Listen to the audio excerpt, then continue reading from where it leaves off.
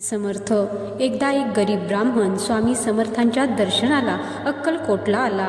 दारिद्र्यामुळे तो अत्यंत खचला होता. स्वामींनी त्याला पाहताच त्याच्या मनातील ओळखले आणि म्हणाले, तुझ्या नशिबाचे दार उघडेल, पण तुला योग्य वेळेची वाट पाहावी लागेल. स्वामींनी त्याला आपल्या मठात राहून सेवा करण्यास सांगितले. दिवस सरत गेले, महिने उलटले, पण ब्राह्मणाची परिस्थिती बदलली नाही. त्याला वाट पाहणे कठीण जाऊ लागले. त्याच्या संयमाचा अंत होत आला होता. एक दिवस तो कंटाळून स्वामींना म्हणाला, महाराज, माझी परीक्षा संपत का नाही? मला कधी यश मिळणार? स्वामी हसले आणि त्यांनी त्याला मठाच्या मागील बाजूस असलेल्या एका जुन्या अंधाऱ्या विहिरीजवळ नेले. स्वामींनी त्याला विहिरीत वाकून पाहण्यास सांगितले.